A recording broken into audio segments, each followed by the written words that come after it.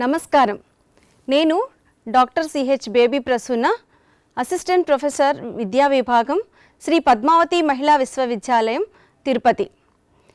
ఏక్ భారత్ శ్రేష్ఠ భారత్ ప్రాజెక్టులో భాగంగా గుజరాత్ రాష్ట్ర ప్రభుత్వ ఆర్థిక సహాయంతో Indian institute of teacher education సౌజన్యంతో ఉపాధ్యాయ శిక్షణ విద్యార్థులకు బీఎడ్ పాఠ్య ప్రణాళిక నుండి అందిస్తున్న నేటి పాఠ్యాంశము సమ్మిళిత విద్య అనగా ఇంక్లూజివ్ ఎడ్యుకేషన్. సమ్మిళిత విద్య అనగా వివిధ సామర్థ్యాలు, భిన్న సంస్కృతులు, భిన్న నేపథ్యాలు కలిగినటువంటి విద్యార్థులందరినీ ఒకే పాఠశాలలో, ఒకే తరగతి గదిలో విద్యను అందించేటువంటి కార్యక్రమాన్ని సమ్మిళిత విద్య అని అంటాము. ఏ రంగంలోనైనా వారి బలాలు, బలహీనతలతో సంబంధం లేకుండా ఒక పాఠశాలలో విద్యార్థులందరూ పాఠశాల సముదాయంలో భాగం అవ్వడమే సమ్మిళిత విద్య. ప్రత్యేక అవసరాలు గల పిల్లలను విద్య నుండి దూరం చేయకుండా అభ్యసనలో, సంస్కృతిలో, సమాజంలో వీరి భాగస్వామ్యాన్ని పంచడానికి, వారి విభిన్న అవసరాలను తీర్చడానికి సూచించిన ప్రక్రియ సమ్మిళిత విద్య. సమ్మిళిత విద్య అనగా వివక్షత లేకుండా పిల్లలందరినీ సాధారణ పాఠశాలలోనికి ఆహ్వానించి వైకల్య తీవ్రత, వైకల్య రకమునకు సంబంధం లేకుండా సాధారణ ఉపాధ్యాయులు, ప్రత్యేక ఉపాధ్యాయులు, మరి రిసోర్స్ టీచర్స్ సహాయంతో విద్యను అందించేటువంటి కార్యక్రమం. మరి వైకల్యాలు అనేది వివిధ రకాలుగా వర్గీకరించవచ్చు. ఇంద్రియ వైకల్యాలు, సెన్సరీ డిజబిలిటీస్ అనగా ఇంద్రియాలకు సంబంధించినది సమస్యలు, శ్రవణ వైకల్యం, దృష్టి వైకల్యం, డెవలప్మెంటల్ డిజార్డర్స్ అనగా నాడీ సంబంధ సమస్యలని చెప్పవచ్చు. ఇవి autism spectrum disorders, intellectual disability, down syndrome, అభ్యసన వైకల్యం, ఏకాగ్రత లోపం, దీనినే మనం attention deficit hyper activity disorder అని కూడా చెప్తాము. అంతేకాకుండా భాష మరియు భాషణ సమస్యలు, చలన వైకల్యం, మస్తిష్క పక్షవాతం, బహుళ వైకల్యాలు అనగా ఒకటి కంటే ఎక్కువ వైకల్యం కలిగిన వారిని బహుళ వైకల్యం ఉన్నట్టు మనం చెప్పవచ్చు. మరియు ప్రవర్తన, ఉద్వేగ సమస్యలు. వైకల్యాలను వివిధ రకాలుగా మనం వర్గీకరిస్తాం. ఇవి ఇంద్రియ వైకల్యం. ఇంద్రియ వైకల్యం అన్నప్పుడు ఇంద్రియాలలో లోపం ఏర్పడడం ద్వారా వచ్చేటువంటి సమస్యలు. ఇవి శ్రవణ వైకల్యం, దృష్టి వైకల్యం. ఈ కొంతమందిలో రెండు రకాలైనటువంటి సమస్యలు కూడా మనం గమనించవచ్చు. దీన్ని బహుళ వైకల్యం అని అంటాము. శ్రవణ వైకల్యం, దృష్టి వైకల్యం రెండు ఉన్నప్పుడు డెఫ్ బ్లైండ్గా మనం చెప్తాము. ఈ శ్రవణ వైకల్యం అనేది దానిలో వివిధ స్థాయిలు అనేది ఉంటాయి, వివిధ రకాలు. పుట్టుకతోనే వచ్చేటువంటి శ్రవణ వైకల్యాన్ని కంజెనిటల్ హియరింగ్ లాస్ అని, పుట్టిన తర్వాత అంటే జననాంతర కారణాల వల్ల ఏర్పడేటువంటి సమస్యలను అక్వైర్డ్ హియరింగ్ లాస్ అని చెప్తాము. మరి భాష నేర్చుకున్నక ముందు, భాష నేర్చుకున్న తర్వాత వచ్చేటువంటి శ్రవణ వైకల్యాలు ప్రీలింగ్వల్ హియరింగ్ లాస్ అని, భాష నేర్చుకున్న తర్వాత అంటే జననాంతర కారణాల వల్ల పుట్టుకతో సాధారణంగా పుట్టిన తరువాత జననాంతర కారణాల వల్ల వినికిడి లోపం అనేది ఏర్పడితే దాన్ని అక్వైర్డ్ హియరింగ్ లాస్ అని చెప్తాము. శబ్ద తీవ్రతను ఏ స్థాయిలో వాళ్ళు వినగలుగుతున్నారు దాన్ని బట్టి వివిధ రకాలుగా వర్గీకరించటం. Mild, moderately severe and profound hearing లాస్గా మనం గుర్తించవచ్చు. అది దృష్టి వైకల్యం అయితే అల్పదృష్టి, పూర్తి దృష్టి, టోటల్ బ్లైండ్నెస్గా. మరి వీటికి వివిధ కారణాలు ఉన్నాయి. ఆ కారణాల వల్ల ఈ సమస్యలు ఏర్పడతాయి. చెవి లోపల కంటిలో నిర్మాణంలో, పనిచేయు విధానంలో, అలాగే చెవిలోనూ కంటిలోనూ నిర్మాణంలో, పనిచేయు విధానంలో ఏర్పడే సమస్యల వల్ల వచ్చేటువంటి వైకల్యాలను కూడా మనం తెలుసుకోవాలి. అలాగే డెవలప్మెంటల్ డిజార్డర్స్లో ఆటిజం స్పెక్ట్రమ్ డిజార్డర్స్. ఇక్కడ స్పెక్ట్రమ్ అన్నప్పుడు వివిధ రకాలైనటువంటి సమస్యలు వారిలో ఏర్పడతాయి. ఐ కాంటాక్ట్ అనేది ఉండదు, భాషణ సమస్యలు, కమ్యూనికేషన్ సమస్యలు ఏర్పడతాయి. అలాగే కాగ్నిషన్లో కూడా వారికి సమస్య, విషయాన్ని గ్రహించటం, అర్థం చేసుకోవడంలో కూడా సమస్యలు, ఇన్ని రకాలైనటువంటి సమస్యలు ఉంటాయి. కాబట్టి దీన్ని మనం స్పెక్ట్రమ్ డిజార్డర్స్ అని చెప్తారు. అలాగే ప్రజ్ఞా సమస్యలు లేదా బుద్ధిమాంద్యం, ఇంతకుముందు దాన్ని మెంటల్ రిటార్డేషన్ అని పిలిచేవారు. 2010 రోజాస్ చట్టం ప్రకారం పదాన్ని ఇంటలెక్చువల్ డిసబిలిటీగా మార్చడం జరిగింది. ఈ ఇంటలెక్చువల్ డిసబిలిటీలో కూడా వివిధ రకాలైనటువంటి సమస్యలు ఉన్నాయి. ఇక్కడ డౌన్ సిండ్రోమ్ అని అంటే ఇది క్రోమోజోమల్ అబ్నార్మాలిటీగా మనం చెప్పొచ్చు. మానవ శరీరంలో 23 జతల క్రోమోజోమ్లు అనేది ఉంటాయి. 21వ జత దగ్గర అదనపు క్రోమోజోమ్ అనేది ఉండటం వల్ల పుట్టేటువంటి పిల్లలు డౌన్ సిండ్రోమ్తో పుడతారు. అంతేకాక ఆలస్యంగా వివాహం చేసుకోవడం, ఆలస్యంగా గర్భం ధరించడం వల్ల కూడా ఈ విధమైనటువంటి డౌన్ సిండ్రోమ్ పిల్లలు పుట్టేటువంటి అవకాశం అనేది ఉంది. మరి అభ్యసన వైకల్యం చూస్తే దీన్ని మనం హిడెన్ డిసబిలిటీగా చెప్పొచ్చు. ఇది మనకి బయటకి కనిపించదు. ఈ అభ్యసన సమస్యలకు రావడానికి గల కారణాలు జనన సమయ, జననాంతర, జననపూర్వ కారకాలే కాకుండా పిల్లలు సాధారణంగా ఆట వస్తువుల్ని నోట్లో కూడా పెట్టుకుంటారు. ఆ ఆట వస్తువులకి లెడ్ బేస్డ్ పెయింట్స్ అనేది ఉంటే దాన్ని కన్జ్యూమ్ చేయడం వల్ల కూడా ఈ అభ్యసన సమస్యలు ఏర్పడేటువంటి ప్రమాదం ఉంది. అందుకే లెడ్ బేస్డ్ పెయింటింగ్స్ని నిరోధించేటువంటి చట్టం కూడా ప్రభుత్వం తీసుకొని వచ్చింది. మరి ఏకాగ్రత లోపం, attention deficit hyper activity disorders, భాష మరియు భాషణ సమస్యలు, వినికిడి లోపం వల్ల కూడా మరి ముఖ్యంగా భాషణ సమస్యలు ఏర్పడతాయి. వారు బయట నుంచి వచ్చేటువంటి శబ్దాలను వినలేకపోవడమే కాకుండా వారు చేసేటువంటి శబ్దాలను, వారు పలికేటువంటి శబ్దాలను కూడా వారు వినలేకపోవటం. ఈ భాషణ సమస్యలు వివిధ రకాలుగా ఉన్నాయి. ఆ ఉచ్చారణ దోషాలుగా, ఫ్లూయెన్సీ డిజార్డర్స్గా, వాయిస్ డిజార్డర్స్గా ఉన్నాయి. ఫ్లూయెన్సీ డిజార్డర్స్ అనంటే మనము నత్తిగా పలకటాన్ని మనం చూస్తూ ఉంటాము. సాధారణంగా వినికిడి లోపం లేనటువంటి సాధారణ పిల్లల్లో కూడా ఈ భాషణ సమస్యలు అనేది మనం గమనిస్తూ ఉంటాము. వాయిస్ డిజార్డర్స్ అనంటే మేల్కి ఫీమేల్ వాయిస్, ఫీమేల్కి మేల్ వాయిస్ అని ఉండటాన్ని మనం వాయిస్ డిజార్డర్స్గా చూస్తాము. ఉచ్చారణ దోషాలనంటే ఒక శబ్దానికి బదులు మరొక శబ్దాన్ని పలకడం, లేదా ఒక పదంలోనేటువంటి ఒక శబ్దాన్ని వదిలేసి పలకడం, లేదా స్పష్టత లేకుండా ఉచ్చరించటం, ఒక పదానికి ఇంకొక శబ్దాన్ని జోడించి పలకటం, ఈ విధంగా వివిధ రకాలుగా ఉచ్చారణ సమస్యలు కూడా మనం వినికిడి లోపం గల పిల్లల్లో లేదా సాధారణ వినికిడి గల పిల్లల్లో కూడా ఈ విధమైనటువంటి సమస్యలను మనం గమనిస్తూ ఉంటాము. మరియు చలన వైకల్యానికి గల కారణాలు మెదడు లేదా కేంద్ర నాడీ వ్యవస్థలో ఏర్పడేటువంటి సమస్యల వల్ల ఈ చలనంలో సమస్య ఎదుర్కొంటారు. మస్తిష్క పక్షవాతం అనగా బ్రెయిన్లో పనిచేయకపోవడం లేదా బ్రెయిన్లో ఏదైనా సమస్య ఏర్పడినప్పుడు వచ్చేటువంటి వైకల్యం. ఇంకా మరి చలన వైకల్యంలో మనం పోలియోను కూడా మనం గమనించవచ్చు. పోలియో వ్యాధి నివారించడానికి ప్రభుత్వం అనేక చర్యలను చేపట్టి పోలియోని పూర్తిగా నివారించడానికి ప్రయత్నిస్తున్నారు. అలా బహుళ వైకల్యాలు అనగా ఒకటి కంటే ఎక్కువ వైకల్యాలు ఉంటే దాన్ని బహుళ వైకల్యం అని అంటాము. మరియు ప్రవర్తన, ఉద్వేగ సమస్యలు. ఈ వికలాంగుల హక్కుల చట్టం 2016లో ముందు చెప్పినటువంటి వైకల్యాలే కాకుండా 21 రకాల వైకల్యాలను గుర్తించబడ్డాయి.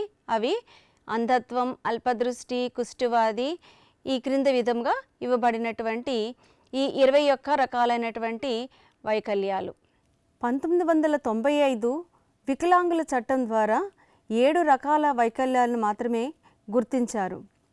2016 వికలాంగుల హక్కుల చట్టం ద్వారా 21 రకాల వైకల్యాలు గుర్తించబడ్డాయి.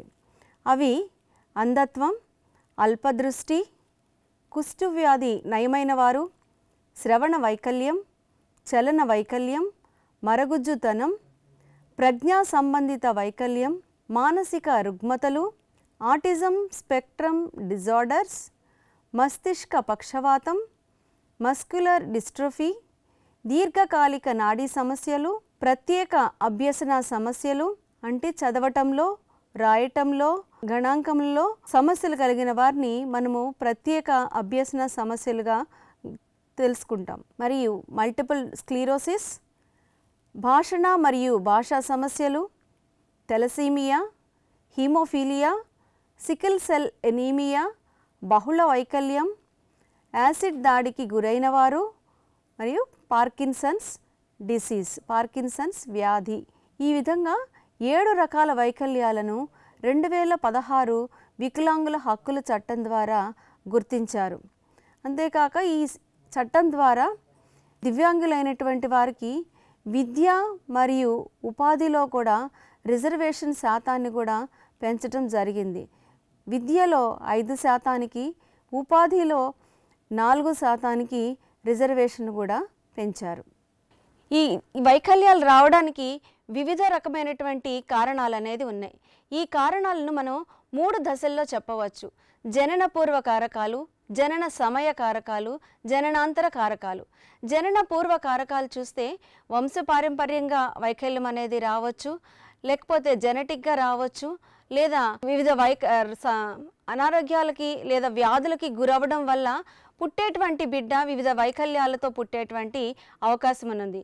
ఆ వ్యాధులు కనుక మనం చూస్తే టాక్సోప్లాస్మోసిస్, సైటోమెగాలోవైరస్, రుబెల్లా, హెర్పీస్ వంటి వ్యాధులు గర్భంలో ఉన్నప్పుడు తల్లి గర్భ సమయంలో ఇలాంటి వ్యాధులు వస్తే కనుక పుట్టేటువంటి పిల్లలు వైకల్యంతో పుట్టేటువంటి ప్రమాదం అని ఉంది. అంతేకాకుండా డ్యూరింగ్ ప్రెగ్నెన్సీ మదర్ కనుక ఎక్స్రేస్కి ఎక్స్పోజ్ అవ్వడం వల్ల కూడా పుట్టేటువంటి బిడ్డ వైకల్యంతో పుట్టేటువంటి ప్రమాదం ఉంది. అంతేకాక శారీరక మానసిక ఒత్తిళ్లు కూడా ఒక రకమైనటువంటి కారకమే.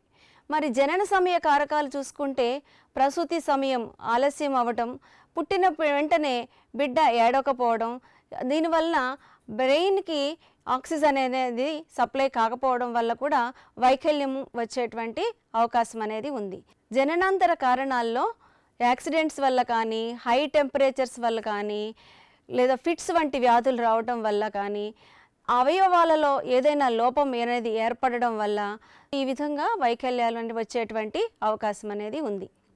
మరి దివ్యాంగుల విద్య యొక్క చరిత్రాభివృద్ధి మనం గమనించినట్లయితే ప్రాచీన కాలంలో ఏ విధంగా భావించేవారంటే ఈ విధంగా వైకల్యంతో పుట్టినట్లయితే తల్లిదండ్రులు చేసిన పూర్వజన్మ సుకృతంగా వల్ల కానీ లేదా వాళ్ళ యొక్క ఏదైనా పాపం చేయడం వల్ల ఈ విధంగా పుట్టారని భావించేవారు. వారిని తిరస్కరించటం కూడా జరిగేది.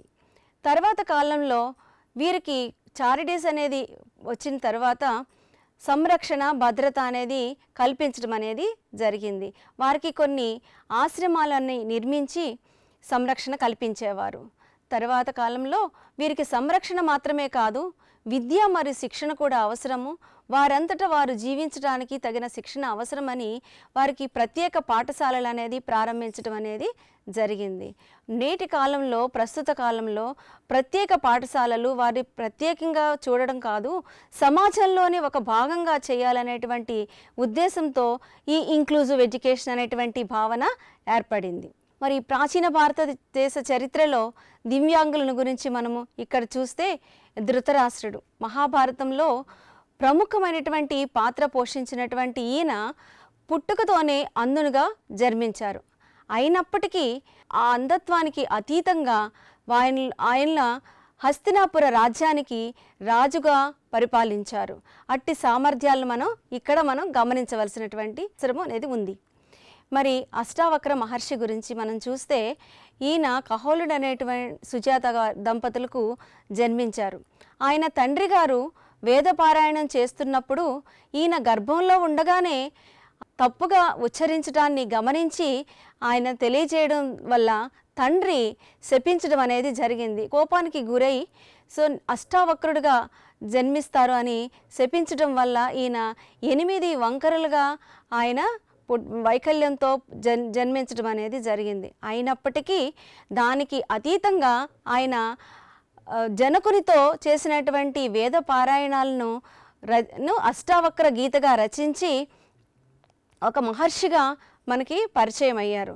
దానిలో శరీరము అశాశ్వతమని, ఆత్మ శాశ్వతమని, ఆత్మ అనేది ముఖ్యమని మనకి దీని సారాంశంగా తెలుస్తుంది. మరి ప్రాచీన వైద్యం ఆయుర్వేదంలో చూస్తే దివ్యాంగులకి అవసరమైనటువంటి చికిత్సను ఆయుర్వేదం ద్వారా అందించడం మనం గమనించవచ్చు. సుశ్రుతుడు ఆయన రచించినటువంటి సుశ్రుత సంహిత అనేటువంటి గ్రంథంలో ఆయుర్వేద వైద్యాన్ని గురించి ప్రస్తావించారు. భారతదేశంలోనే మొట్టమొదటి శస్త్రచికిత్స నిపుణులుగా మనం సుశ్రుతుడిని చూడవచ్చు. ఈయన్ని శస్త్రచికిత్స పితామహుడిగా కూడా పిలువబడుతున్నారు. అంతేకాక ఆచార్య చరకుడు ఆయన కూడా ఆయుర్వేద వైద్య గ్రంథాన్ని రచించారు. ఈయన్ని భారతీయ వైద్య పితామహుడుగా పిలువబడుతున్నారు. ఈయన రచించినటువంటి గ్రంథం చరక సంహిత. ఈ సుశ్రుత సంహిత, చరక సంహిత రెండు గ్రంథాల్లో కూడా ఆయుర్వేదం వైద్యం గురించి రచించడం జరిగింది.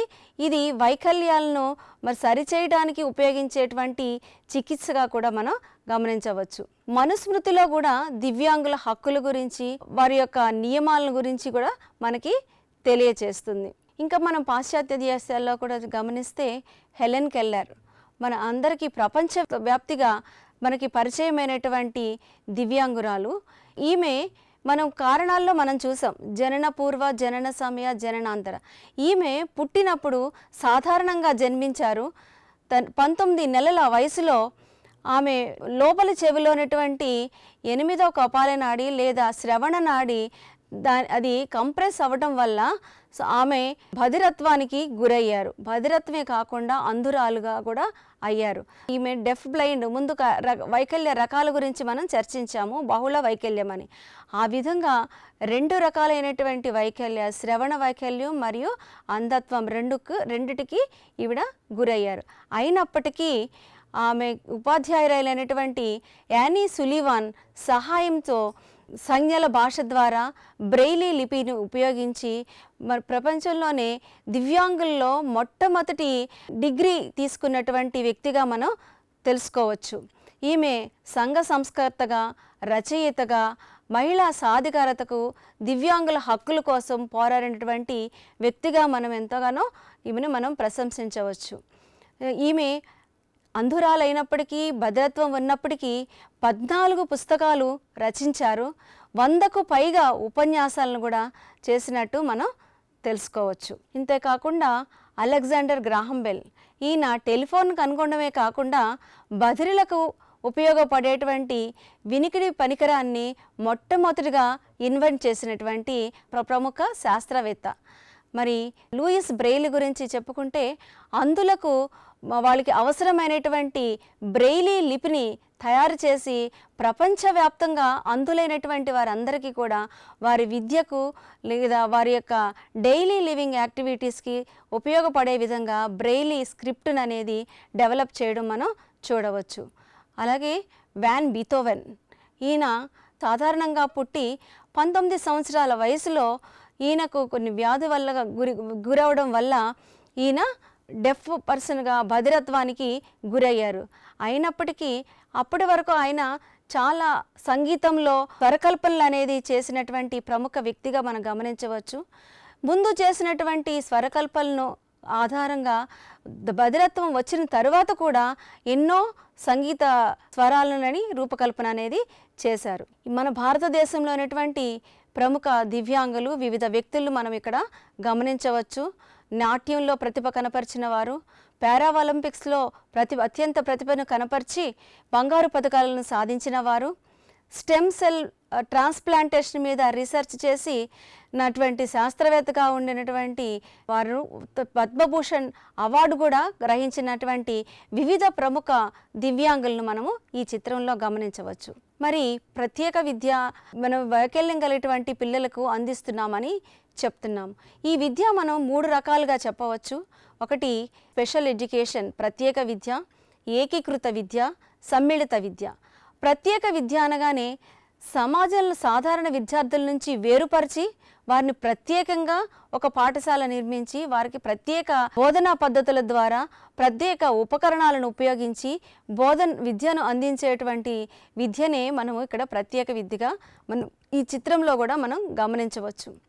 ఏకీకృత విద్య అనగా ఇంటిగ్రేటెడ్ ఎడ్యుకేషన్ అని అంటాము. 1974 integrated education for the disabled scheme ద్వారా ఈ విద్యను ప్రారంభించడం అనేది జరిగింది. దీనిలో ఎవరైతే సాధారణ విద్యార్థులకు సమీపంగా ఉంటారో మైల్డ్ అండ్ మోడరేట్ అంటే అత్యల్ప వైకల్యం కలిగిన వారిని సాధారణ పిల్లలతో కలపడం ద్వారా వీరు కూడా సాధారణ పిల్లల వలె మాట్లాడడానికి కమ్యూనికేషన్ అనేది చేయడానికి వీలవుతుంది, వాళ్ళు వికాసం చెందుతారు అనేటువంటి ఉద్దేశంతో మైల్డ్ అండ్ మోడరేట్ చిల్డ్రన్ని సాధారణ విద్యార్థులతో కలిపి విద్యను అందించేటువంటి విధానం అన్నమాట. మరి సమ్మిళిత విద్య అని చూస్తే చిత్రంలో కూడా మనం చూడవచ్చు.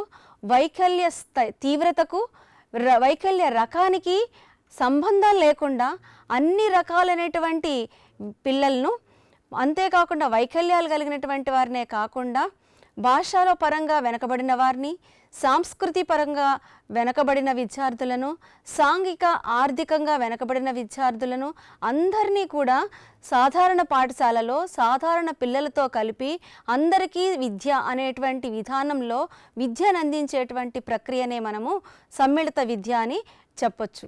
మరి దివ్యాంగుల విద్య అనేది క్రమము ఏ విధంగా జరిగింది అనేది చూస్తే మొట్టమొదటిగా బదిలీల పాఠశాల 1885లో ముంబైలో ప్రారంభించడం అనేది జరిగింది. 1887లో అమృత్సర్లో అంధుల పాఠశాల అనేది మొట్టమొదటిగా ప్రారంభించారు. 1941లో ముంబైలో ఒక డెడికేటెడ్ పేరెంట్ బుద్ధిమాంద్యం కలిగినటువంటి పిల్లల కొరకు ప్రత్యేక పాఠశాల అనేది ప్రారంభించారు. తర్వాత అనేక కొటారి కమిషన్ ద్వారా సార్జెంట్ కమిషన్ రిపోర్టు, తర్వాత అంతర్జాతీయ సదస్సు అనేదిలో కూడా ఆ వికలాంగులకు సమ్మిళిత విద్య అందరితో సమాన అవకాశాలు కల్పిస్తూ విద్యని అందించాలనే విషయానికి ప్రాముఖ్యత ఇవ్వడం అనేది జరిగింది.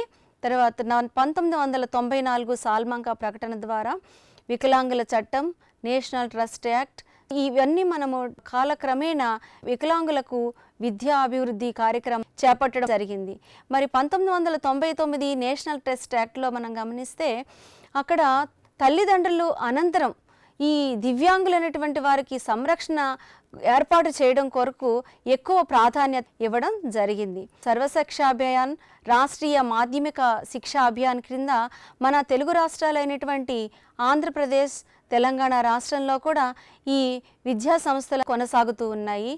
సాధారణ పాఠశాలల్లో భవితా సెంటర్స్ ఏర్పాటు చేసి రిసోర్స్ రూమ్ లాగా రిసోర్స్ టీచర్స్ ద్వారా వారి ప్రత్యేక అవసరాలకు సంబంధించినటువంటి శిక్షణ ఇవ్వడం జరుగుతుంది. సమ్మిళిత విద్య యొక్క ముఖ్య ఉద్దేశాలు, మొట్టమొదటిగా మనం పాఠశాలలో పిల్లలకు అవరోధాలు లేనటువంటి వాతావరణం కల్పించడం చాలా ప్రాముఖ్యమైనటువంటి విషయం. మరి అవరోధాలు అనేది మనం గమనిస్తే వైఖరులకు సంబంధించినటువంటి అవరోధాలు, పాఠ్య ప్రణాళికకు బోధనకు సంబంధించినటువంటి అవరోధాలు, భౌతిక పరిసరాలలో ఉండేటువంటి అవరోధాలు. యాటిట్యూడ్నల్ బ్యారియర్స్ అనగా పిల్లలకు లేబులింగ్ అనేది జరగకుండా వారి యొక్క స్పష్టమైనటువంటి అవసరాలపైన దృష్టి పెట్టాల్సినటువంటి అవసరం ఉంది. అంటే వ్యక్తిని వారి వైకల్యంతో కాకుండా వ్యక్తిని వ్యక్తిగా మనం స్వీకరించటం, వారిని మనం ఆహ్వానించటం, అది చాలా ప్రాముఖ్యమైనటువంటి విషయం. కాబట్టి ప్రతి ఒక్క విద్యార్థికి ప్రత్యేక అవసరాలు అనేది ఉంటాయి. ఉదాహరణకు హియరింగ్ ఇంపైర్మెంట్ అనేది మనం చూస్తే వాళ్ళకి ఆడిటరీ ఫీడ్బ్యాక్ అనేది లేకపోవడం వల్ల, వినికిడి శబ్దాలను గ్రహించలేకపోవడం వల్ల భాష మరియు భాషణ సమస్యలకు లోనవుతూ ఉంటారు. అంటే వీరి ప్రత్యేక అవసరాలు మనం గమనిస్తే సాధారణ పిల్లలకు ఉండేటువంటి పాఠ్య ప్రణాళికలో ఉండే పాఠాలే కాకుండా వీరికి స్పీచ్ లాంగ్వేజ్ థెరపీ చాలా అవసరం. అంతేకాకుండా వారికి సహాయక పరికరాలైనటువంటి వినికిడి యంత్రాలను మనం అమర్చిన తరువాత వారికి శ్రవణ శిక్షణ ఇవ్వడం, అంటే ఆడిటరీ ట్రైనింగ్ అని చెప్తాం. ఈ విధంగా వారికి ప్రత్యేక అవసరాలైనటువంటి ఇంటర్వెన్షన్ ప్రోగ్రామ్స్ చేయడం అవసరం. అలాగే అంధులకు గమనిస్తే వాళ్ళకి కూడా సాధారణ విద్యార్థుల వలె వీళ్ళకి కూడా పాఠ్యాంశాలు అనేది ఉంటాయి. వారికి కూడా అదే పాఠ్య ప్రణాళిక అనుసరించినప్పటికీ వీరి ప్రత్యేక అవసరాలైనటువంటి braille reading writing, sensory training, mobility orientation వంటి ప్రత్యేక అవసరాలను తీర్చే విధంగా మనం దీన్నే ఎక్స్టెండెడ్ కరికులం లేదా ప్లస్ కరికులం అని అంటాము. ఈ విధంగా వారి ప్రత్యేక అవసరాలపై మనం దృష్టి పెట్టాలి, కానీ వారిని మనం వేరుగా చూడకూడదు. మరి పాఠ్య ప్రణాళికలో లేదా బోధనలో ఉండేటువంటి అవరోధాలు ఏంటి అనేది గమనిస్తే, శ్రవణ వైకల్యం కలిగిన పిల్లలకు వారు ముందుగానే భాషణ సమస్యలతో ఉంటారు. పాఠ్యాంశాలలో వారికి ఉండేటువంటి అమూర్త భావనలను వారు అర్థం చేసుకోలేరు. కాబట్టి వాటిని సులభతరం చేసి వారికి అర్థమయ్యే రీతిలో మనము అందించినట్లయితే సులభంగా అర్థం చేసుకోగలుగుతారు. ఆ విధంగా వారి యొక్క పాఠ్య ప్రణాళికలో పాఠ్యాంశాలలో తగినటువంటి మార్పులు అనేది చేసి వారికి బోధన జరిపించాలి. మరి భౌతిక పరిసరాలలో ఉన్నటువంటి అవరోధాలు అంటే, చలన వైకల్యం ఉన్నవారు స్టెప్స్ అని ఎక్కలేరు. కాబట్టి వాళ్ళకి ర్యాంప్స్ లేదా లిఫ్టులు మనం ఏర్పాటు చేయడం అనేది చాలా అవసరం. మనము రైలు ప్రయాణంలో కూడా మనం గమనించవచ్చు. ట్రైన్లో కూడా మనము సాధారణ వ్యక్తులమైతే మన సీట్ ఎక్కడ ఉంది అనేది మనము సులభంగా గుర్తించగలుగుతాము. కానీ అందులో చూడలేరు. కాబట్టి వారికి సీట్ నంబర్ దగ్గర బ్రెయిల్లో ముద్రించబడి ఉంటుంది. అది ఆ విధంగా అవరోధాలు లేనటువంటి వాతావరణం వాళ్ళకి కల్పించాలి. మరి ట్రాఫిక్ సిగ్నల్స్ మరొక ఉదాహరణ. ట్రాఫిక్ సిగ్నల్స్ అక్కడ వినికిడి లోపం కలిగిన వారైతే ఆ లైట్ని గమనించగలుగుతారు. అందులకు ఆడియో సిగ్నల్స్ ఏర్పాటు చేయడం ద్వారా వాళ్ళు కూడా దాన్ని అనుసరించగలుగుతారు. ఈ విధంగా భౌతిక పరిసరాలలో వారికి ఏదైతే అవరోధంగా ఉంటుందో సైనేజెస్, సైన్ బోర్డ్స్ ఇవ్వడం ద్వారా, ఇంకా ఇప్పుడు ఉన్నటువంటి సాంకేతిక శాస్త్ర పరిజ్ఞానంతో ఎన్నో వారి కొరకు సాఫ్ట్వేర్స్ అనేది కూడా చాలా డెవలప్ చేయడం జరిగింది. తర్వాత సహాయక పరికరాలు, అడ్వాన్స్డ్ వీల్ చైర్స్ కానివ్వండి, క్యాలిపర్స్ కానివ్వండి, ఇవన్నీ కూడా ఇంకా మోటరైజ్డ్ అడ్వాన్స్డ్ టెక్నాలజీతో డెవలప్ చేయడం జరిగింది. డిజిటలైజ్డ్ టెక్నాలజీ ప్రాచుర్యంలోనికి వచ్చింది. ఇంకా బ్రెయిల్ని ట్రాన్స్లేషన్ చేసేటువంటి సాఫ్ట్వేర్స్ కూడా అందుబాటులో ఉన్నాయి.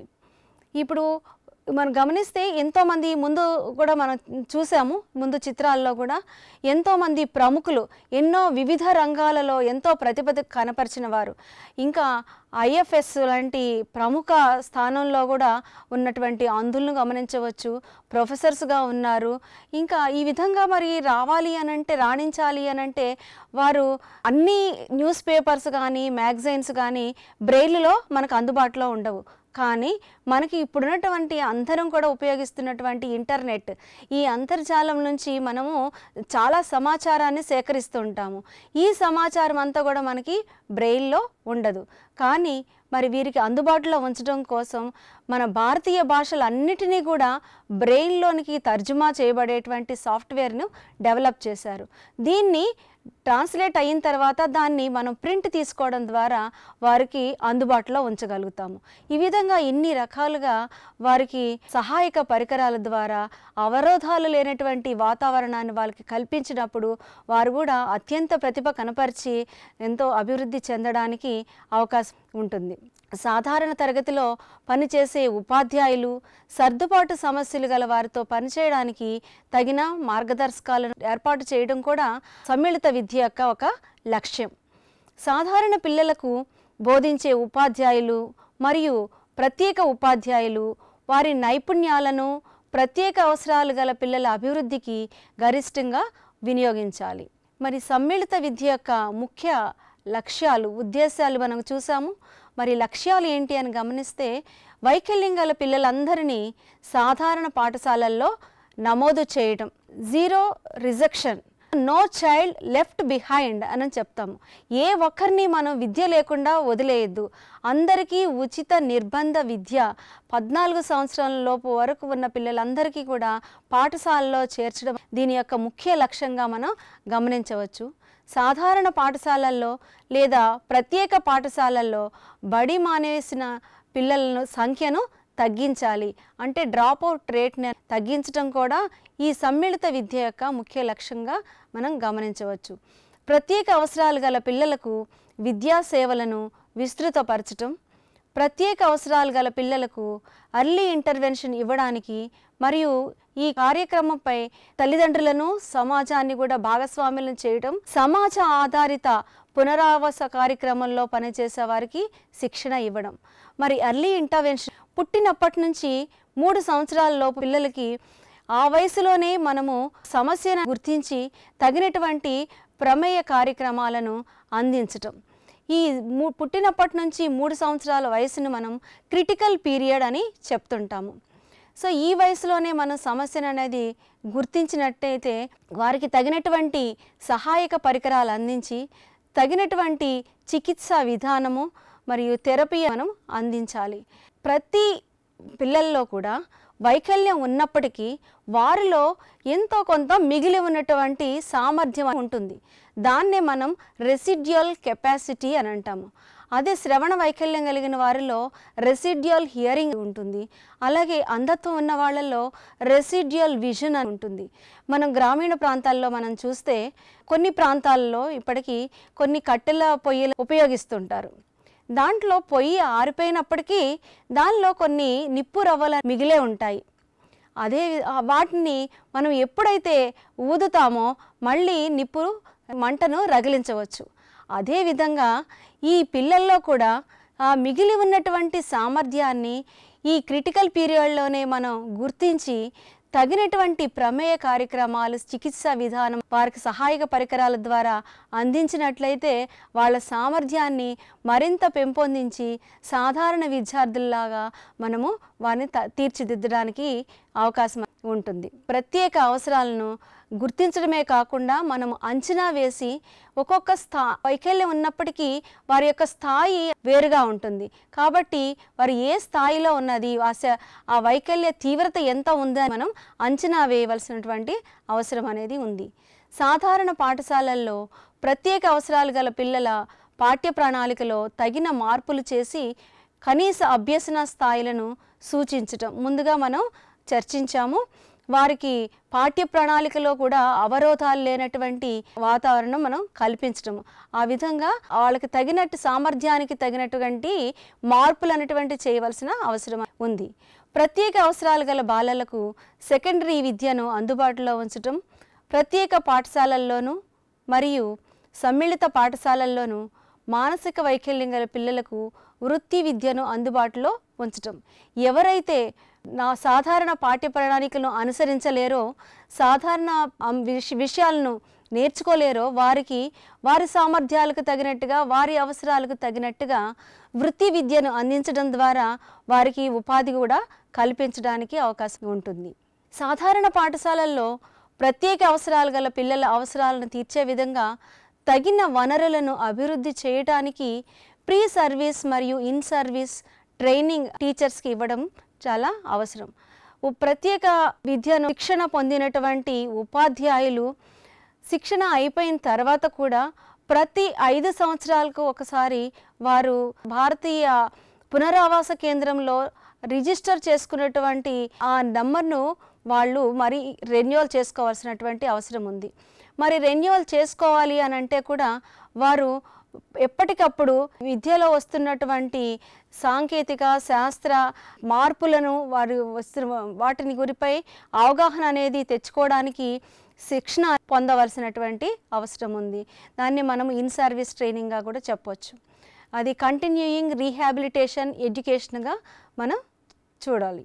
జాతీయ విద్యా విధానం ద్వారా ప్రత్యేక అవసరాలు గల పిల్లలకు మరియు ఇతర వెనుకబడిన పిల్లలకు వృత్తి శిక్షణను అందుబాటులో ఉంచటం, వయోజన దివ్యాంగులకు వయోజన విద్య ద్వారా వృత్తి శిక్షణ సేవలను అందించటం.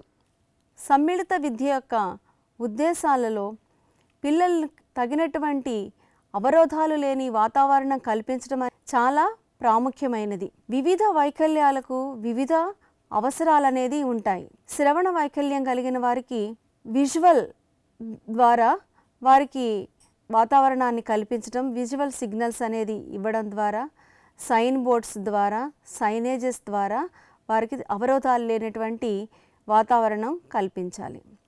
అదే అందులైన వారికి పుస్తకాలు బ్రెయిలీలో ముద్రించబడినవి లేదా ఆడియో బుక్స్ ద్వారా వారికి సదుపాయాలు కల్పించినట్లయితే వారు ఎంతో ప్రతిభావంతులుగా తీర్చబడుతున్నారు.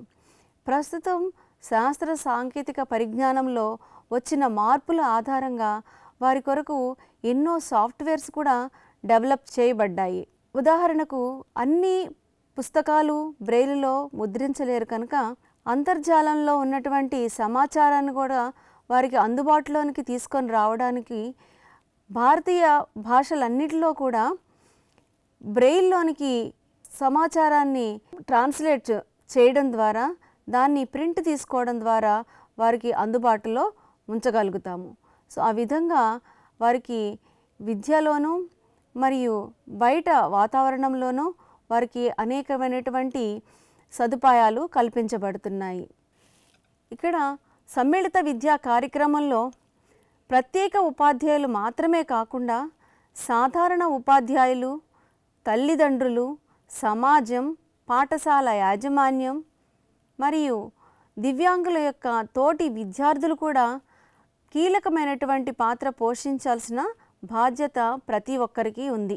తరగతి గదిలో మనం చూస్తే సాధారణ ఉపాధ్యాయులు దివ్యాంగులైనటువంటి పిల్లలు ఏ విధమైనటువంటి కారణాల చేత వైకల్యం వస్తుంది, వారిని ఏ విధంగా గుర్తించాలి, ఏ విధంగా అంచనా వేయాలి, వారికి ప్రభుత్వం అందిస్తున్నటువంటి సదుపాయాలేంటి, ఏ ఏ పథకాల ద్వారా ఏ సదుపాయాలు కల్పిస్తున్నారు, వారికి ఉన్నటువంటి మినహాయింపులు, రాయితీలు, విద్యలో మరి పరీక్షా విధానంలో, వారి యొక్క పాస్ పర్సంటేజ్లో, మరి వీటన్నిటి గురించినటువంటి సమాచారం తెలుసుకోవాల్సినటువంటి బాధ్యత సాధారణ ఉపాధ్యాయులు కూడా ఉంది.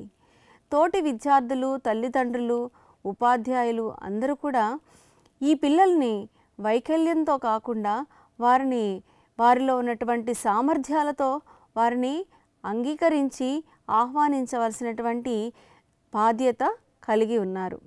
సమాజంలో కూడా మనం ఈ విధమైనటువంటి అవగాహన కార్యక్రమాలు ఏర్పాటు చేయటం చాలా అవసరం. మరి ఏ అంశాలపైన అవగాహన కల్పించాలి అనంటే అసలు వైకల్యం రావడానికి కారణాలేంటి, దానికి రాకుండా తీసుకోవాల్సినటువంటి జాగ్రత్తలేంటి లేదా నివారణ కార్యక్రమాలు ఏంటి. నివారణ అనేది 3 దశల్లో జరుగుతుంది. Primary prevention, secondary prevention, tertiary prevention. నివారణ అనగానే సమస్య రాకుండా తగిన జాగ్రత్త తీసుకోవడం. ప్రైమరీ అనగానే ముందు జాగ్రత్త. మరి సెకండరీ ప్రివెన్షన్ అని అంటే సమస్య వచ్చిన తరువాత, ఉదాహరణకు వైకల్యం వచ్చింది అనుకోండి, శ్రవణ వైకల్యం వచ్చింది అని అంటే పుట్టిన వెంటనే గుర్తించలేకపోయారు. వైకల్యం వచ్చిన తర్వాత తెలుసుకున్నప్పుడు అది క్రిటికల్ పీరియడ్, పుట్టినప్పటి నుండి 3 సంవత్సరాల వయసు లోపలనే సమస్యను గుర్తించి వారికి తగినటువంటి శ్రవణ పరికరాన్ని అమర్చి తగినటువంటి భాషణ చికిత్సను లేదా థెరపీని ఇవ్వడం ద్వారా, ఆడిటరీ ట్రైనింగ్ అనేది శ్రవణ శిక్షణ చేయడం ద్వారా వారిలో భాషణాభివృద్ధి అనేది మనం పెంచవచ్చు. సెకండరీ ప్రివెన్షన్ అంటే ఆ సమస్య వచ్చి ఆలస్యం కాకముందే త్వరితగతిని గుర్తించి తగినటువంటి ప్రమేయ కార్యక్రమాలు చేయడాన్ని మనం సెకండరీ ప్రివెన్షన్గా చెప్పొచ్చు. మరి గుర్తించడం ఆలస్యమైతే వారికి తగినటువంటి విద్య, ఔద్యోగిక పునరావాసాలను కల్పించడం ద్వారా వారి సాధారణ జీవనాన్ని కొనసాగించడానికి సహాయపడగలిగేటువంటి ప్రక్రియని మనం టెర్షరీ ప్రివెన్షన్ అని అంటాం. ఈ విధంగా నివారణోపాయాల గురించి సమాజంలో తల్లిదండ్రులకు మనం అవగాహన కల్పించాల్సిన అవసరం ఉంది. ఈ విధమైనటువంటి పిల్లలు ఉన్నప్పుడు వారికి ప్రభుత్వం అందించేటువంటి సదుపాయాలను, మినహాయింపులు, రాయితీలపై వారు పొందుకోవడానికి వారు ఖచ్చితంగా డిజబిలిటీ సర్టిఫికేట్ తీసుకోవాల్సినటువంటి అవసరం ఉంది. మరి ఈ సర్టిఫికేట్ అనేది ఎక్కడి నుంచి తీసుకోవాలి, వాళ్ళకి అవగాహన కల్పించాలి. వారికి ప్రభుత్వం ఇప్పుడు ఒక ప్రత్యేక ఐడి నెంబర్ గుర్తింపు కార్డును కూడా అందిస్తుంది. ఎవరైతే గుర్తింపు కార్డు కలిగి ఉంటారో వారే ప్రభుత్వం అందించేటువంటి సదుపాయాలన్నీ పొందుకోవడానికి అర్హులు. ఎక్కడైతే ఈ విద్యా సదుపాయాలు ఉన్నాయి ఈ దివ్యాంగులైనటువంటి పిల్లలకి, ఎక్కడ ఈ సదుపాయాలను అందుబాటులో ఉంటాయి, ఇలాంటి విషయాలన్నిటిపైన సమాజంలో తల్లిదండ్రులకు ఉపాధ్యాయ శిక్షణ విద్యార్థులుగా, ఉపాధ్యాయులుగా వారిలో సమాజంలో అవగాహన కార్యక్రమాలను చేపట్టాలి. అవగాహన సదస్సులు లేదా ర్యాలీలు నిర్వహించటం, కరపత్రాల ద్వారా, ఇలాంటి పోస్టర్స్ ద్వారా ప్రజల్లో మనం అవగాహన కల్పించినప్పుడు వారికి అభివృద్ధికి మనము డైరెక్ట్గా లేదా ఇండైరెక్ట్గా మనం సహాయాన్ని అందించి తోడ్పడగలుగుతాము. ఈ విధంగా ఉపాధ్యాయులు, తోటి విద్యార్థులు, తల్లిదండ్రులు, సమాజం కీలకమైనటువంటి పాత్ర పోషించి ఈ దివ్యాంగులైనటువంటి విద్యార్థుల సమగ్రాభివృద్ధికి తోడ్పడాలి. ఈ 2020 నూతన విద్యా విధానం ద్వారా కూడా ఇంక్లూజివిటీ, హోలిస్టిక్ డెవలప్మెంట్కి ప్రాధాన్యత ఇచ్చి ఒక థ్రస్ట్ ఏరియాస్గా మనం గమనించవచ్చు. మాతృభాషలో బోధన, వివిధ సంస్కృతుల నేపథ్యాలు కలిగిన వారిని కూడా దృష్టిలో ఉంచుకొని పాఠ్య ప్రణాళికలో తగినటువంటి మార్పులు అనేది చేపట్టి అందరికీ విద్య, అందరికీ సమాన అవకాశాలు, సమాన హక్కులు కల్పించడం ద్వారా సమగ్ర అభివృద్ధికి మనము తోడ్పడగలుగుతాము.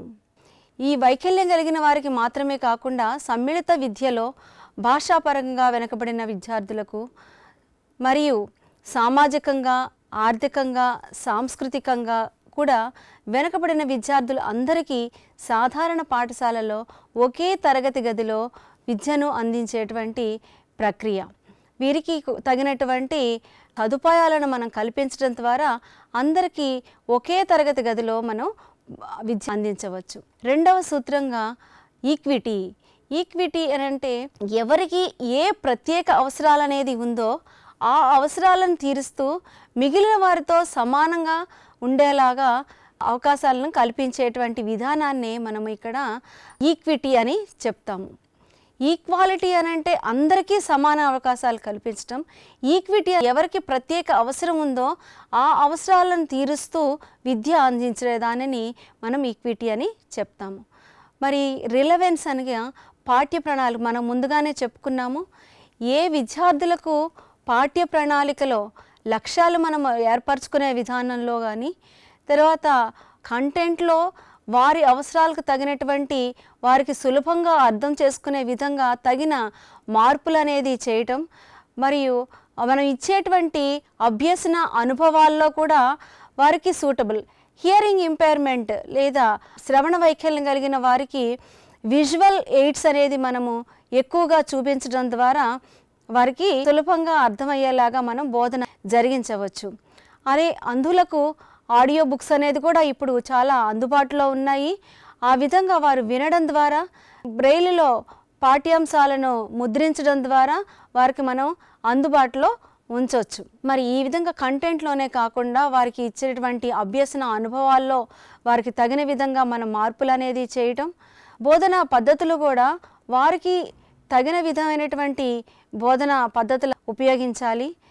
బదిరులకు సంజ్ఞల భాష ద్వారా బోధించటం లేదా టోటల్ కమ్యూనికేషన్ అనగా సంజ్ఞలు మరియు మన మౌఖికంగా ద్వారా మాట్లాడడం ద్వారా కూడా వారికి బోధన చేయటం. మరి అందులకైతే బ్రెయిల్లే కాకుండా స్పర్శ ద్వారా కూడా టాక్టైల్ పద్ధతిలో వారికి సెన్సరీ ట్రైనింగ్ ఇవ్వడం ద్వారా, మొబిలిటీ ఓరియంటేషన్ చేయడం ద్వారా కూడా వారికి అభ్యసన అనుభవాలను మనం అందించటం. అంతేకాకుండా ఇవాల్యుయేషన్ మూల్యాంకన పద్ధతుల్లో కూడా వారి అవసరాలకు తగినంగా మార్పులు చేయడం. ఉదాహరణకు లోవర్ క్లాసెస్లో పూర్వ ప్రాథమిక పాఠశాలలో కానివ్వండి, ప్రాథమిక స్థాయిలో కానీ బదిలీలకు మన మూల్యాంకనము పెన్ అండ్ పేపర్ పద్ధతిలోనే కాకుండా కొన్ని కృత్యాలు చేయడం ద్వారా కూడా వారు నేర్చుకున్నటువంటి విషయాన్ని మూల్యాంకనం చేయొచ్చు. అంతేకాకుండా ప్రభుత్వం కూడా కొన్ని రాయితీలు కూడా కల్పించింది. వారి పాస్ మార్క్ తగ్గించడం ద్వారా 20 మార్కులు పాస్ మార్క్ అనేదిగా ఇచ్చారు. అంతేకాకుండా పరీక్ష సమయాన్ని ఇంకొక అదనంగా 30 నిమిషాలు పెంచారు. అలాగే అందులైనటువంటి వారికి స్క్రైబ్ను ప్రొవైడ్ చేయడం, ఈ విధంగా వారి మూల్యాంకన ప్రక్రియలో కూడా వారి అవసరాలకు తగిన విధంగా కొన్ని సదుపాయాలు కల్పించడం అనేది జరిగింది. ఈ విధంగా పాఠ్య ప్రణాళికలో కూడా లక్ష్యాలు ఏర్పరచుకునే విధానంలో, కంటెంట్లో కానీ, వారికి వచ్చేటువంటి అభ్యసన అనుభవాలు, బోధనా పద్ధతులు, వారికి ఉపయోగించేటువంటి బోధనా సామగ్రిని మనం ఆడియో విజువల్ ఎయిడ్స్లో కానివ్వండి, మూల్యాంకన ప్రక్రియలో కూడా వారికి తగిన విధంగా మనం సహాయాన్ని అందించటం అన్నమాట. అంతేకాకుండా ఇక్కడ వీరి యొక్క దివ్యాంగుల విద్యలో తల్లిదండ్రులు మరియు సమాజం యొక్క భాగస్వామ్యం అనేది చాలా ప్రాముఖ్యమైనది. ఉదాహరణకు శ్రవణ వైకల్యం కనుక మనం చూస్తే పిల్లలకు ముందు చెప్పుకున్నాం ఎర్లీ ఇంటర్వెన్షన్ అని చెప్పి, అంటే సెన్సిటివ్ పీరియడ్ లేదా క్రిటికల్ పీరియడ్లోనే వారిని గుర్తించి వారికి తగిన ప్రమేయ కార్యక్రమాలు మనం అందిస్తున్నాము. మరియు ఆడిటరీ ట్రైనింగ్ కానీ, భాషణ చికిత్స అంటే థెరపీస్ అనేది మనం ఇచ్చినప్పుడు మన దగ్గర ఉపాధ్యాయుని దగ్గర కొంత సమయం మాత్రమే గడుపుతారు. అంటే ఒక సెషన్ అనేది ఒక 30 నిమిషాలు ఉంటుంది. అక్కడ ఉన్నప్పుడు నేర్చుకున్న విషయాన్ని ఇంటికి వెళ్ళిన తర్వాత తరగతి గది బయట కూడా దానికి ఫాలో అప్ చేసినట్లయితే విద్యార్థులు బాగా నేర్చుకోవడానికి అవకాశం ఉంటుంది. దానికి తల్లిదండ్రుల భాగస్వామ్యం కూడా చాలా ప్రాముఖ్యమైనది. ఈ కార్యక్రమంలో, ఈ ప్రమేయ కార్యక్రమాల్లో తల్లిదండ్రులు కూడా పార్టిసిపేట్ చేసి వారు కూడా నేర్చుకున్నట్టయితే తరగతి గది బయట ఇంట్లో ఉన్నప్పుడు కానివ్వండి లేదా బయటికి వెళ్ళినప్పుడు కానీ దాన్ని ఫాలో అప్ చేయడం ద్వారా విద్యార్థుల్లో మెరుగైనటువంటి శిక్షణ పొందడానికి అవకాశం అనేది ఉంటుంది. దానికి ఇంకా సమాజం యొక్క తోడ్పాటు కూడా చాలా ప్రాముఖ్యమైనది. ఇంకా ఎంపవర్మెంట్, సాధికారత, అంటే వీరికి ఇన్ని సదుపాయాలు అనేది మనం కల్పించడం ద్వారా, అవసరాలకు తగినటువంటి పాఠ్య ప్రణాళికను మనం రూపొందించడం ద్వారా, సహాయక పరికరాలను అందించడం ద్వారా వారి యొక్క ఆత్మస్థైర్యానికి, వారి యొక్క సమగ్ర అభివృద్ధికి సహాయపడగలుగుతుంది. ఈ సమ్మిళిత విద్యా కార్యక్రమంలో వ్యక్తిగత విద్యా కార్యక్రమం అనేది కూడా చాలా ప్రాముఖ్యమైనటువంటి విషయం. ఎందుకంటే వివిధ రకాలైనటువంటి విద్యార్థులు ఇక్కడ తరగతి గదిలో ఉంటారు. ఒకే రకమైనటువంటి వైకల్యం ఉన్నప్పటికీ వారి వైకల్య తీవ్రత స్థాయి అనేది వేరుగా ఉంటుంది. ఉదాహరణకి శ్రవణ వైకల్యం తీసుకుంటే వారిలో భాషణ సమస్యలు ఉన్నప్పటికీ ఒక విద్యార్థి ఒక శబ్దాన్ని పలకగలుగుతారు, మరొక శబ్దాన్ని పలకలేరు. ఎవరికి ఏది పలకగలుగుతున్నారు, ఏది పలకలేరు అనన్నీ కూడా అంచనా వేసి వారికి తగినటువంటి విద్యను మనం అందించాలి. మనకు ఏదైనా అనారోగ్యం ఏర్పడినప్పుడు వైద్యుని దగ్గరికి వెళ్ళిన వెంటనే మనకు చికిత్స అనేది చేయరు. మొదటిగా వ్యక్తి చరిత్ర తీసుకుంటారు, కేస్ హిస్టరీ అని అంటాము. అదేవిధంగా కేస్ హిస్టరీ తీసుకొని వారికి కొన్ని పరీక్షలు నిర్వహిస్తారు. ఆ పరీక్షలు నిర్వహించిన తర్వాత వచ్చిన రిపోర్ట్స్ ఆధారంగా సమస్య ఏంటి నిర్ధారించబడుతుంది. నిర్ధారించిన తర్వాతనే దానికి తగినటువంటి చికిత్స అనేది చేస్తారు. అదేవిధంగా ఈ వ్యక్తిగత విద్యా కార్యక్రమం ఇండివిడ్యువలైజ్డ్ ఎడ్యుకేషనల్ ప్లానర్ ప్రోగ్రామ్ అని అంటాం. ఇక్కడ కూడా మొదటిగా మనం ఈ కార్యక్రమం చేపట్టే ముందు విద్యార్థి యొక్క కేస్ హిస్టరీ అనేది మనం తీసుకుంటాం. ఎప్పుడు, ఏ కారణాల వల్ల, ఏ వయసులో ఈ సమస్య అనేది ఏర్పడింది, దానికి ముందుగా మన ఉపాధ్యాయుని దగ్గరికి లేదా పాఠశాలకు వచ్చే ముందు ఎక్కడ ఏ విధమైనటువంటి థెరపీ తీసుకున్నారు, ఏదైనా పాఠశాలలో శిక్షణ పొందారా, ఏ విధమైనటువంటి సహాయక పరికరాలను వారు వినియోగిస్తున్నారు, ఇలాంటి సమాచారం అంతా కూడా సేకరించిన తర్వాత వారికి కొన్ని టెస్టులు నిర్వహించబడతాయి. ఆ టెస్టుల ఆధారంగా వారు ఏ స్థాయిలో ఉన్నారు, వారి అభ్యసన స్థాయి ఏంటి తెలుసుకొని తర్వాత వారికి తగినటువంటి కార్యక్రమాలను ప్రణాళిక చేయడం జరుగుతుంది. ప్రతి 40 సెషన్స్ తర్వాత మరలా వారికి పునర్విమర్శ చేయడం లేదా మూల్యాంకనం చేసిన తర్వాత మనం ఏర్పరచుకున్నటువంటి లక్ష్యాలు సాధించామా లేదా అనేది తెలుసుకొని, ఒకవేళ సాధించకపోతే పునః ప్రణాళిక అనేది చేసుకొని వారికి తగినటువంటి బోధనా పద్ధతులను ఉపయోగించి చేయాల్సినటువంటి అవసరం ఉంది. ఈ వ్యక్తిగత విద్యా కార్యక్రమం ఇప్పుడే కాదు, పూర్వకాలంలో మన ప్రాచీన కాలంలో కూడా గురుకుల ఆశ్రమాలు లేదా గురుకుల వ్యవస్థలో కూడా పాఠశాలల్లో అన్ని రకాలైనటువంటి విద్యార్థులకు శిక్షణ ఇచ్చేవారు. ప్రతి విద్యార్థికి కూడా వారి అభిరుచులకు, వారి యొక్క అవసరాలకు, వారి యొక్క సామర్థ్యాలకు తగిన విధంగా విద్య బోధించేవారు. అదే క్రమంలో నేడు దివ్యాంగులైనటువంటి పిల్లలకు కూడా వారి అవసరాలకు, వారి సామర్థ్యాలకు తగినటువంటి విద్య అందించవలసినటువంటి అవసరం ఉంది. ఈ విధంగా వారికి సాంకేతిక పరిజ్ఞానాన్ని అందించడం ద్వారా మరియు మల్టీమీడియా బోధన ద్వారా, బహుళ మాధ్యమాలను ఉపయోగించడం ద్వారా వారికి విద్య అందించినప్పుడు వారికి సమగ్రంగా విద్య నేర్చుకోగలుగుతారు, శిక్షణ పొందగలుగుతారు. ఈ సమ్మిళిత విద్యలో ప్రత్యేక అవసరాలు గల పిల్లల యొక్క ప్రత్యేక అవసరాలను అంచనా వేయడం అనేది చాలా కీలకమైనటువంటి విషయం. ప్రతి విద్యార్థికి వారి యొక్క సామర్థ్యాల ఆధారంగానే మనం విద్య అనేది బోధించవలసినటువంటి అవసరం ఉంది. వివిధ వైకల్యాలకు వారి సామర్థ్యాలను అంచనా వేయడానికి లేదా అవసరాలను అంచనా వేయడానికి వివిధ సాధనాలను మనం ఉపయోగిస్తాం. సో ఇక్కడ సాధారణ ఉపాధ్యాయులు కూడా ఎలాంటి సాధనాలను మనం ఉపయోగించాలి అంచనా వేయడానికి అవగాహన కలిగి ఉండడం చాలా ప్రాముఖ్యమైనటువంటి విషయం. ఇప్పటి వరకు మనము అనేక విషయాల గురించి చర్చించాము. సమ్మిళిత విద్య అనగా ఏంటి, దాని అర్థాన్ని మనం గ్రహించాము. తర్వాత భారతీయ సంస్కృతిలో లేదా ప్రాచీన కాలంలో విద్య ఎలా ఉండేది, దివ్యాంగుల కొరకు ప్రముఖులైనటువంటి దివ్యాంగుల గురించి, లేదా మన దేశంలోనే కాకుండా పాశ్చాత్య దేశాల్లో కూడా ప్రముఖులైనటువంటి హెలెన్ కెల్లర్, లూయిస్ బ్రెయిర్ వంటి వారిని కూడా మనం చూసాము. ఇంకా వారి యొక్క చరిత్ర ఎలా ఉండేది, ప్రాచీన కాలం నుంచి ఇప్పటి వరకు విద్యాభివృద్ధి ఏ విధంగా జరిగింది, వారి యొక్క సమగ్రాభివృద్ధికి ఏ విధంగా శాస్త్ర సాంకేతిక పరిజ్ఞానంలో కూడా ఎంత అభివృద్ధిని మనం సాధించామనేది కూడా ఇప్పటి వరకు మనం చూసాము. మరి భారతీయ జ్ఞాన పరంపర ద్వారా సంస్కృతిని, సంరక్షణను, సాంప్రదాయాలను, సరికొత్త శాస్త్రాలను అనుసంధానిస్తూ దివ్యాంగ పిల్లల విద్యను మరింత సమగ్రంగా తీర్చిదిద్దవచ్చు. మన ప్రాచీన సంపదను, ఆధునిక శాస్త్ర సాంకేతికను మేళవించడం ద్వారా ప్రత్యేక శిక్షణ అవసరం ఉన్న పిల్లలకు ఉత్తమ విద్యను మనం అందించవచ్చు. ఇప్పటి వరకు మనం సమ్మిళిత విద్య గురించి నేర్చుకున్నాము.